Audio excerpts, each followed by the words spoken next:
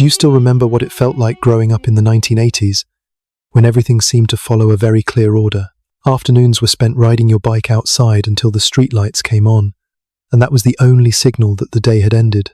Saturday mornings were for cartoons, not phones or social media. If you wanted to talk to someone, you had to call their landline and wait for them to pick up. There was no such thing as texting and expecting an instant reply. Life back then was slower, but because of that, it was also clearer. It had a beginning, an end, and a set of rules.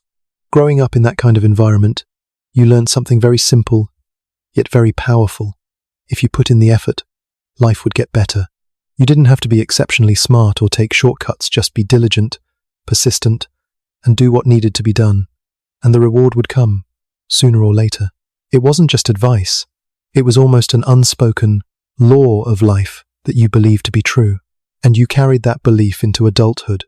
You worked, you pushed yourself, you took on responsibility, and you tried to improve day by day. Over time, you did more, endured greater pressure, and made more sacrifices than before. But then, at some point, you began to notice something difficult to explain. Your level of effort kept increasing, but the sense of reward didn't grow with it. It's not that you had no results, it's that those results no longer reflected what you had put in. What confused you wasn't the exhaustion, but the misalignment. Because when you looked back, you were still doing everything you had been taught. You were still hard-working, still responsible, still persistent. Yet somehow, the principles that once worked no longer produced the same outcomes. And it was at that point that a question began to form. Am I doing something wrong? But the truth may be harder to accept. Not that you are wrong, but that the context has changed. The rules you trusted from the beginning no longer fit the way the world operates now.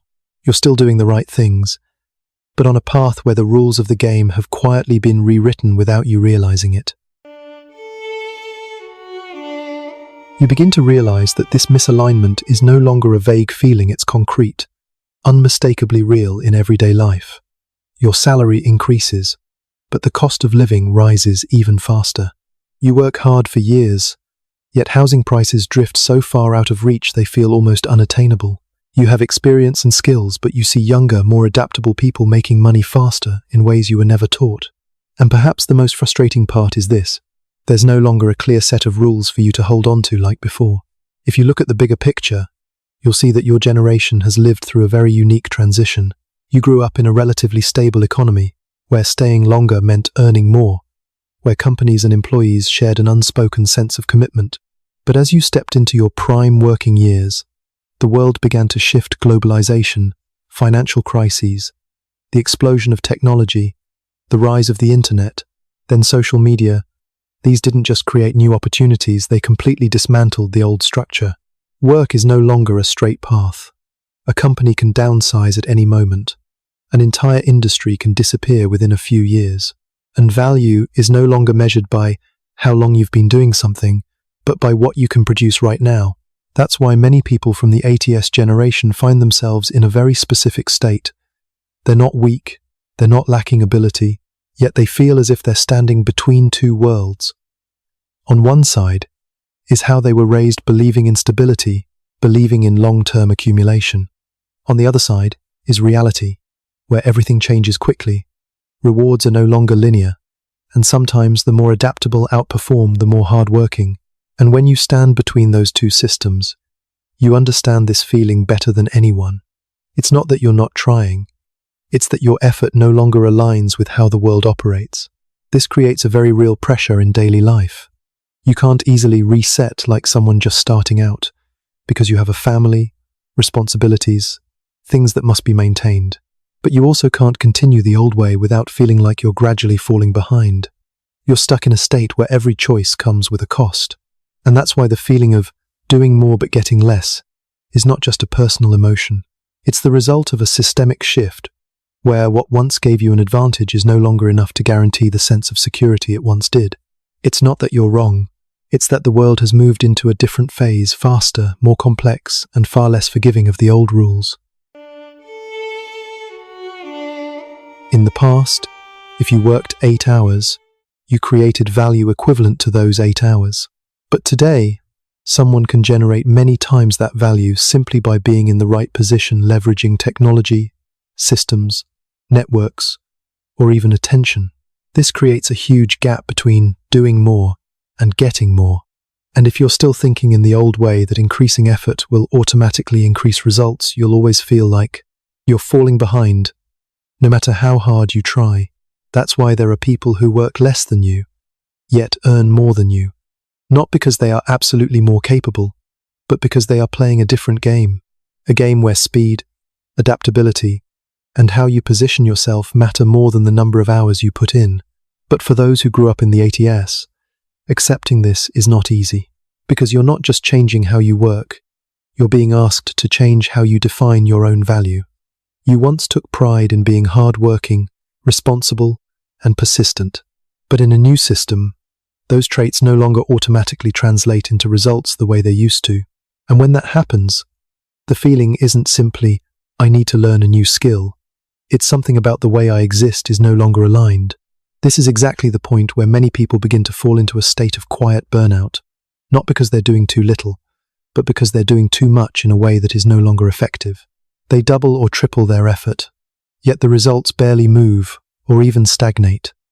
And over time, that doesn't just exhaust them physically, it erodes their belief that effort will be rewarded. You start to feel a loss of motivation, but you don't dare stop. You want to change, but you're not sure where to begin.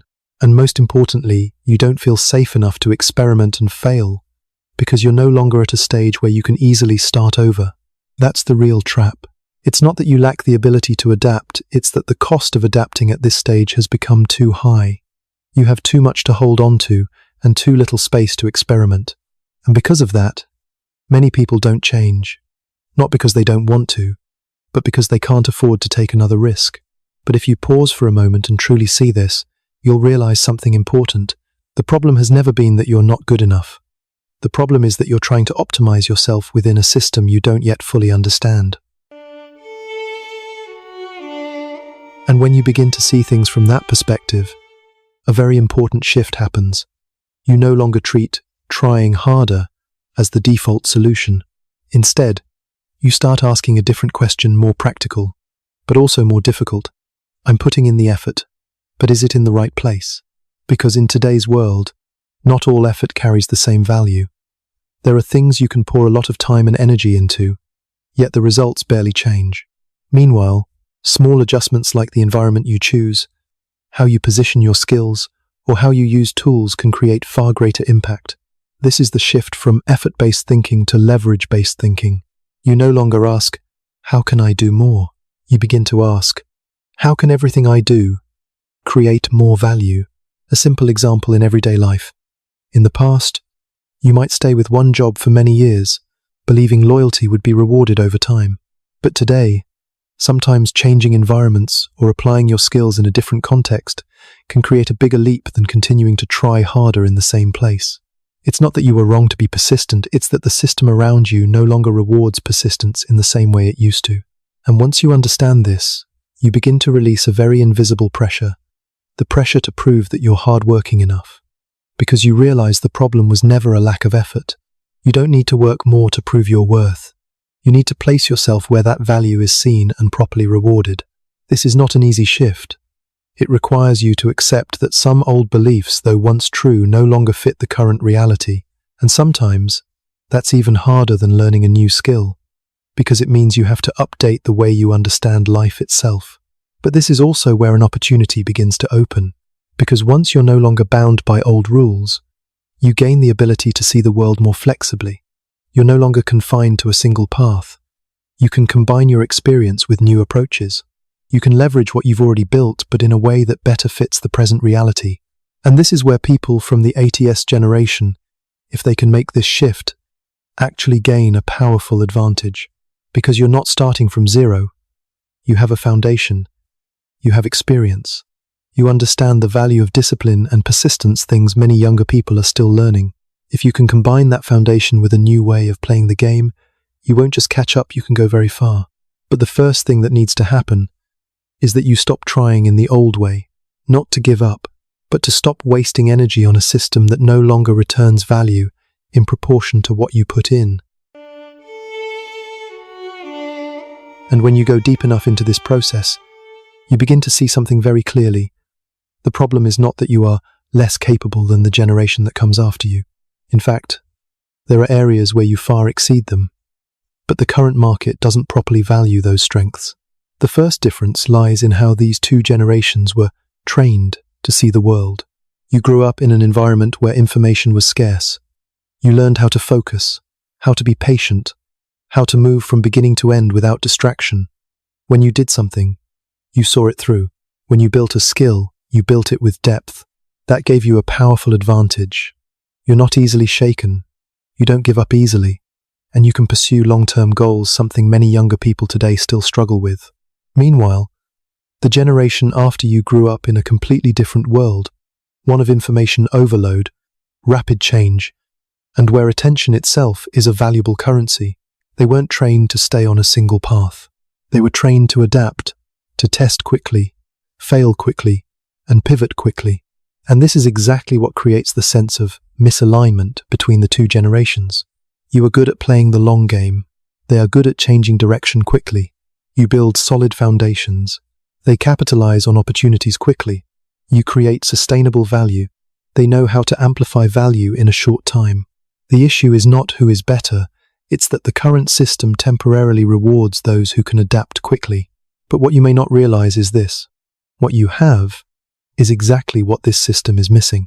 In a world that moves too fast, too shallow, and changes too easily, people with depth, discipline, and the ability to build over time have become extremely rare. You are not easily pulled into trends. You are not easily shaken by short-term fluctuations. You have the ability to see something from beginning to end, rather than just its surface. These are qualities not everyone possesses, but there's a reason you may feel like you're losing, not because you lack value, but because you haven't yet learned how to translate that value into the language of the current world. The younger generation isn't necessarily more capable than you. They are simply better at displaying their value. They know how to package their skills in a visible way. They know how to use tools to amplify their voice. They understand that in a digital world, value is not just about doing something well. It's also about whether others can see that you do it well. And this is the real gap. Not a gap in capability, but a gap in how capability is expressed and valued. You may be more skilled in real work, but if you don't know how to bring that value outward, you will always feel behind. On the other hand, a younger person may not yet have much experience, but they know how to position themselves, choose the right environment, and leverage tools, and that allows them to move faster in the short term. But here is what you need to see clearly. Speed doesn't always win. Depth doesn't always lose. The younger generation has the advantage of speed. You have the advantage of foundation. And when those two come together, that's when true advantage appears. You don't need to become them. You don't need to run the way they run. You only need to learn how to connect what you already have with how the world operates today. Keep your depth, but learn how to express it more clearly. Keep your discipline, but apply it to paths with higher leverage. Keep your experience, but don't let it stay locked inside outdated systems. And when you do that, you'll realize something very interesting. You are not behind.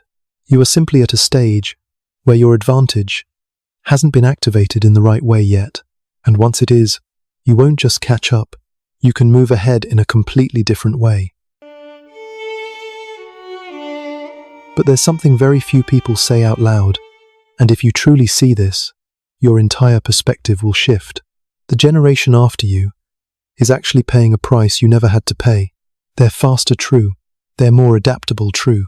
But they also live in a state where nothing feels certain. They don't have a clear life formula to rely on. They don't have a linear path they can trust will lead somewhere if they just follow it. They have to experiment, fail, and figure things out on their own almost from scratch. You, on the other hand, have something they don't. You've lived in a world that had structure. You know what stability feels like. You understand the value of building something over time, not in months, but over years. And that creates a very unique advantage you may not have fully seen. You don't just know how to start, you know how to sustain. In a world where many people can start fast but also quit just as quickly, the ability to sustain becomes extremely rare. And this is the point where, if you know how to leverage it, you won't just catch up, you can go much further. Because the younger generation can create momentum quickly. but they often lack the structure to maintain it over time. They can make money fast, but not everyone knows how to keep and grow it. They can build an image quickly, but not everyone has the depth to sustain that value when things change. But you, if you can combine two things, your depth and the new way the world operates, you become a very different kind of player. Not the fastest, but the hardest to replace. You don't need to compete on speed. You just need to become someone the system cannot easily substitute. And this is where your perspective begins to change. You no longer compare yourself to those who come after you in terms of, they're moving faster than me. You start asking a different question. They're optimizing for the short term. Can I optimize for the long term in a smarter way? That's when you shift from the feeling of falling behind to the mindset of repositioning. You don't need to become a younger version of yourself. You don't need to copy how others do things. You just need to ask the right question. In a world where everything changes quickly, who is actually able to last the longest? Not the fastest, not the loudest, but the one who can adapt without losing their foundation. And that's exactly where you and the next generation intersect. They have adaptability. You have stability. And when you combine those two, you don't just catch up to the game. You begin playing at a different level, a level where you're no longer swept away by change, but understand how to remain grounded within it. And when you reach that point, you'll realize something very important. You are not late. You simply arrived, with an advantage you were never taught how to use. And once you begin using it the right way, everything changes. Not because the world becomes easier, but because you finally understand how it works.